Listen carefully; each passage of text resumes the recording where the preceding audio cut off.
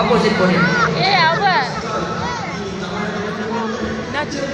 அவ வர டிவில அவ வர எதா வந்தாலே யாரு அவ வந்தா அப்போ இல்ல பவானி இதுலயா என்ன வந்துச்சு?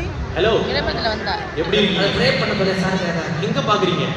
இங்க பாருங்க, நான் இங்க இருக்கேன். ஆமா, பஸ் தான் பேசுறேன். நான் தான் பேசியா இப்போ ப்ரே பண்ண ஏன்னா நான் ஒரு அண்டர்ரேட்டட் பப்ளிக் டிரான்ஸ்போர்ட். ரயிலை பத்தி பேச நிறைய கவிஞர்கள் எழுத்தாளர்கள் இருக்காங்க. தமிழ்நாட்டோட ரத்த நாளம் மாதிரி இங்கேயும் அங்கேயும் ஓடிட்டு இருக்கிற என்ன பத்தி யாரு பேசுவா? நானே பேசுறேன். தினமும் விதவிதமான ஆட்கள் என் மேல பயணிக்கிறாங்க. நம்பி படியேறுவாங்க. சிலர் கிள்ளி கூத்தொடுப்பாங்க, சிலர் கரம் சிரம் நீட்டி வம்பிழுப்பாங்க, சிலர் தான் உண்டு தன் காதுண்டுன்னு இருப்பாங்க.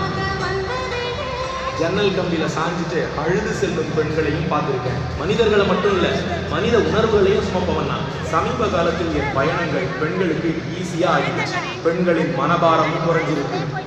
பஸ் ஏறும்போது டிக்கெட் எடுத்தே ஆகணுன்ற நிலை இல்லை. அழகா ஏறி அமர்ந்து தான் விரும்பிய இடத்தில் இறங்கலாம்.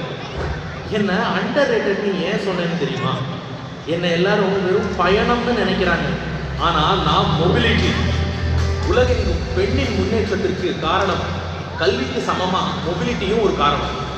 ஒரு இடத்துல அடைஞ்சு நிற்காம ஒரு இடம் விட்டு வெவ்வேறு இடங்களுக்கு போவதற்கான வசதி, அந்த வசதி கொடுக்கப்பட்ட எல்லா சமூகமும் உலகில் வளர்ந்துருக்கு. அதுவும் சின்ன வளர்ச்சி இல்லை, 10 மடங்கு 100 மடங்கு வளர்ச்சி. மொபிலிட்டி இருந்தா ஒரு படிக்க போவாங்க, வியாபாரம் செய்ய போவாங்க, விளைபொருள் எடுத்துக்கிட்டு போவாங்க, வேலைக்கு போவாங்க, மனபாரத்தை இறக்க சுத்தி பார்க்க கூட போவாங்க. அனுபவம் விரியும், அறிவும் விரியும், உலகமும் விரியும். இவ்வளவு முக்கியமான மொபிலிட்டியில் தமிழ்நாடு அரசு பெரும் பாய்ச்சலை நிகழ்த்தி இருக்கு. தமிழ்நாட்டு பெண்களின் சமூக பொருளாதார நிலை சடார்னு மேல போயிருக்கு. இங்கேயும் பெண்கள் தேங்கி இந்த எழுச்சி மிகுந்த முன்னேற்ற ஓட்டத்திற்கு செல்லமா பெயர் வச்சிருக்காங்க விடியல்னு. பெண்களின் பயணத்தை விரிவாக்கி முன்னேற்ற பாதையில் வலியின்றி நடைபோட செய்த திட்டம் தான் மகளிர் விடியல் பயணம்.